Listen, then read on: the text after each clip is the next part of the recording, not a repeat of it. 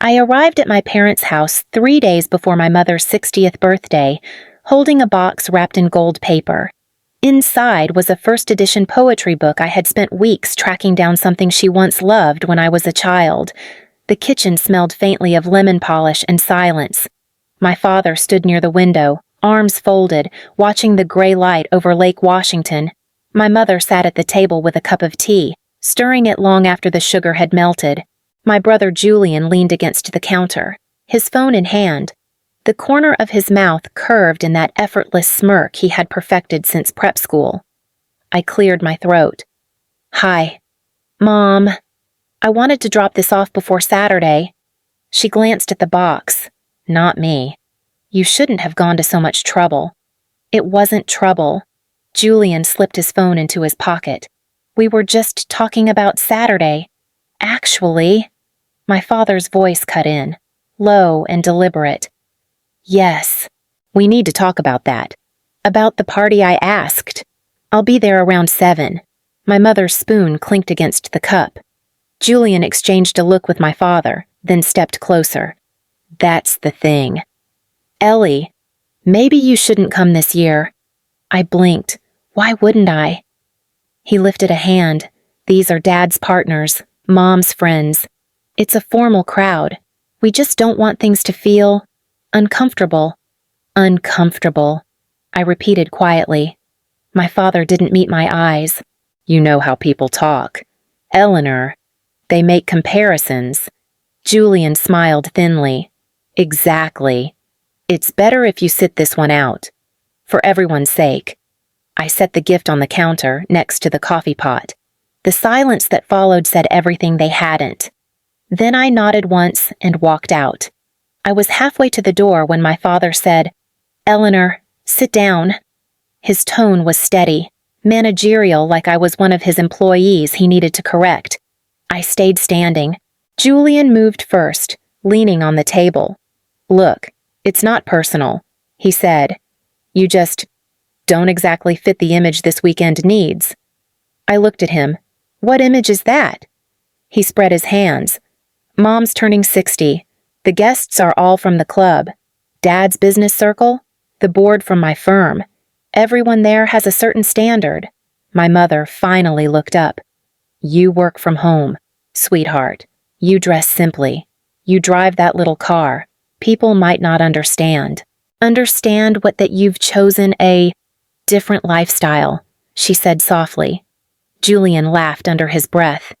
"Different. You're 33, still renting. Doing what do you even do again? Something with computers?" I stared at him until the amusement left his face. "Something with computers," I said. "Keeps the lights on for a lot of people." "Come on," he snapped. "Don't make this dramatic. We're trying to spare you embarrassment." My father spoke again, calm but absolute. "You know these events are about appearances. It's not about you. It's about what people expect." I met his eyes. "And what do they expect from me?" He hesitated, but Julian didn't. "Nothing." The word hung between us, sharp as glass. My mother pressed her lips together, pretending to study her tea. I picked up the invitation card from the counter. Julian reached over, snatched it, tore it cleanly in half, and dropped it beside my gift. "Sorry, Ellie," he said. "This one's for people who matter." For a moment, I just watched the torn paper curl at the edges. Then I said, quietly, "Right. Wouldn't want to ruin the family photo." No one stopped me as I opened the door. The cold air met my face like a truth long overdue. I left the poetry book behind. It belonged to someone who used to care what people thought. I did not drive home right away. I sat in the car until my breath fogged the windshield, until their words stopped echoing. Then I turned on my phone and opened an unread message from Naomi Park, my co-founder, Naomi. They confirmed our slot with Holt Technologies tomorrow. Catherine Holt herself will be there. Me perfect. Let's close it. For 8 years, I had kept my life quiet, not out of shame, but survival. The first year of Aurelia Systems had been nothing but ramen dinners and rejected proposals. We built software to track freight and logistics, boring to most, essential to those who understood it. There was a time when I thought about calling my parents for help, maybe a small loan. Instead, I sold my car and lived out of the office. Naomi would show up with 2 coffees and say, "One day, we'll laugh about this. Maybe," I would tell her, "if we're not too exhausted to remember."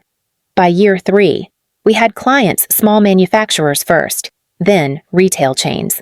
By year 6, a major investor joined. I never told my family. Every holiday dinner was a test of patience. Julian bragged about promotions. My parents nodded proudly, and I smiled, saying I was still freelancing. Naomi once asked, "Why hide it?" I said, "Because they've already decided who I am. I want to see how long they'll stay wrong." She laughed softly. "You're ruthless, only with people who mistake silence for weakness. 8 years. 8 years of work they never asked about. 8 years of letting them believe I was small. Tomorrow, Holt Technologies would make the offer official, and the family who thought I was invisible would finally live in my shadow. The next afternoon, Naomi and I sat across from Catherine Holt in a glass-walled conference room overlooking downtown Seattle. The air smelled of new carpet and ambition. Catherine's voice was cool, measured. "Our board has approved the acquisition. $315 million for full ownership. You'll both stay on as consultants for transition." Naomi let out a breath she had been holding for months. "We're honored, Ms. Holt." Catherine turned to me. "You built something remarkable. Eleanor, I've seen hundreds of platforms try to solve logistics. Yours is the only one that actually works." "Thank you," I said. "It took longer than it should have. Good things usually do." She signed the final page, then slid the pen toward me. "Congratulations, Ms. Vale. You just made history." I signed, the ink trembling slightly under my fingers. When I looked up, Catherine was smiling. "Any big plans tonight?" she asked. "My mother's birthday party," I said, "though I wasn't invited." Her brows lifted. "They don't know about this." I shook my head. "They think I still rent a small apartment and work on side projects." Catherine gave a low laugh.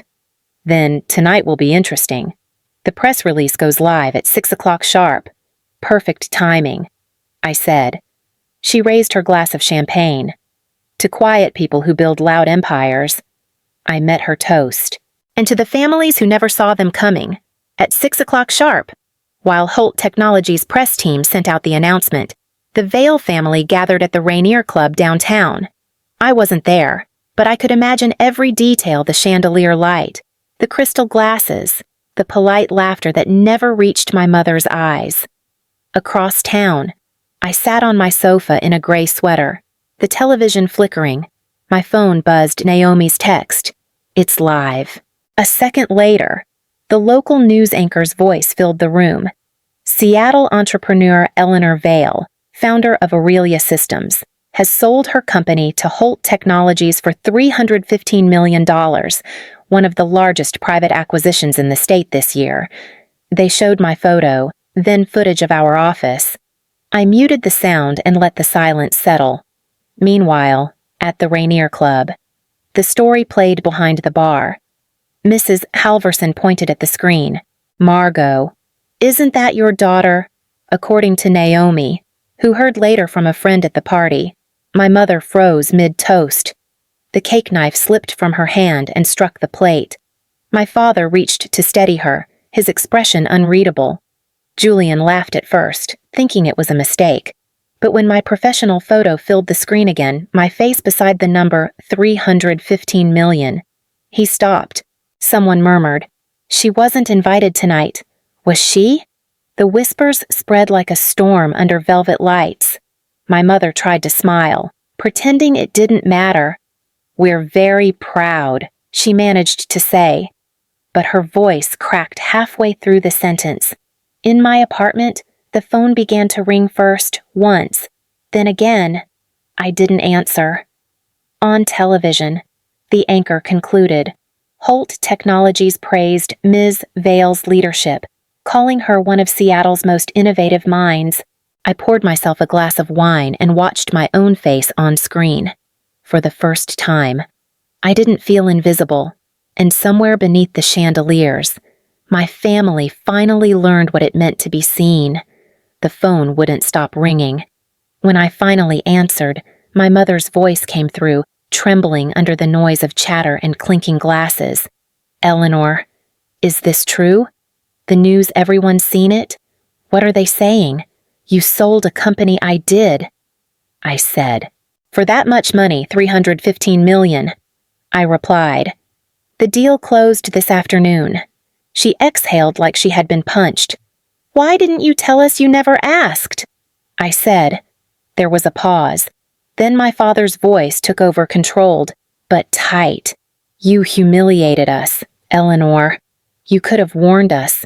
We look like fools in front of our guests." I let him talk until the word humiliated hung in the air. "You told me not to come," I said quietly. "You said I'd make everyone uncomfortable." "That was different," he snapped. "We didn't know I was successful, or didn't believe I could be." Julian's voice cut in, sharp and defensive. "You need to come here. People are asking where you are." Why, I asked. "To prove I exist now that it's convenient." "Don't twist this," he said. "This is about family." "No," I said. "This is about optics. You didn't want me until I made you look good." In the background, my mother began to cry. "Eleanor, please, just come. Let me introduce you properly." "Properly," I repeated. "As in, now that I'm worth something." Her sob caught in the receiver. "That's not fair." "It's fair," I said. "It's just uncomfortable." The room behind her erupted in voices. Someone calling my name from the television. I waited for the noise to settle, then ended the call. The phone rang again a moment later. I turned it face down and let it ring. By morning, the story had spread everywhere. My name trended on local news sites. Reporters waited outside the building where Aurelia Systems used to rent an office. Naomi called early. "You're all over the feed. The city's losing its mind." I noticed. I said, "My parents probably are too." She hesitated. "A friend of mine was at that party last night." She said the room went silent. "Your mother tried to smile through it." "I'm sure she did." "She also said your brother stormed out after someone asked why you weren't there." I let out a breath, half laugh, half disbelief, "Because he told me not to be." Naomi was quiet for a moment. "You okay?" "I'm fine. Just tired of pretending I owe them an explanation."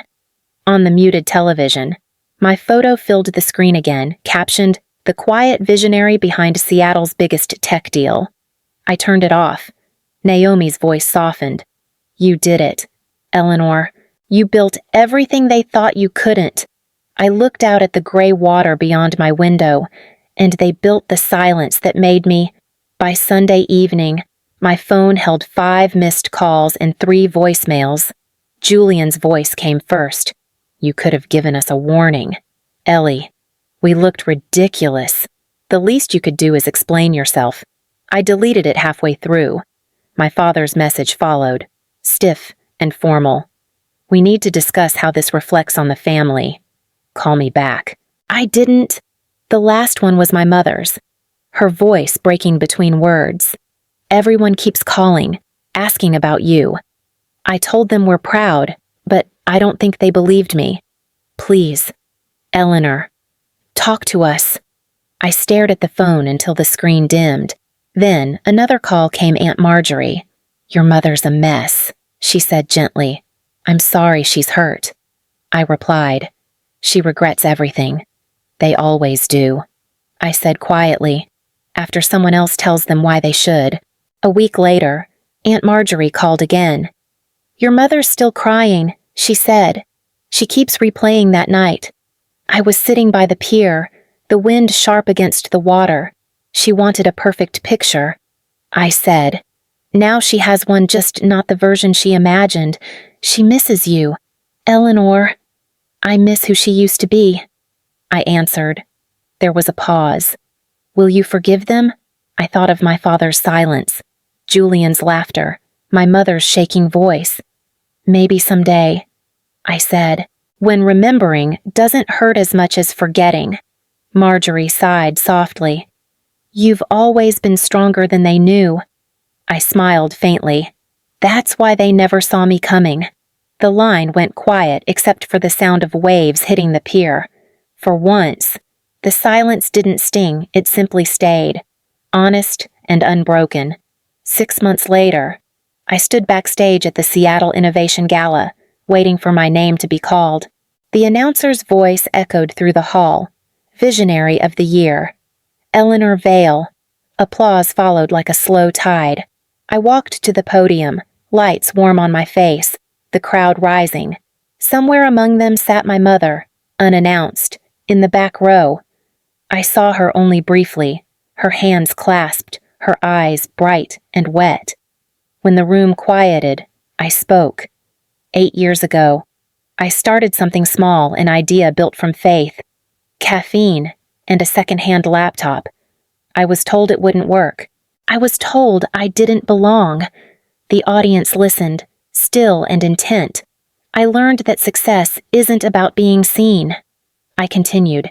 It's about building something worth seeing, even when no one's watching. There was silence. Then a wave of applause that seemed to carry across the stage. I glanced toward the back. My mother stood, clapping through tears. Afterward, she didn't approach, and I didn't expect her to. As I left the hall, her voice reached me faintly over the noise, soft. Almost lost, I see you now. I turned once, met her eyes, and nodded. It was enough.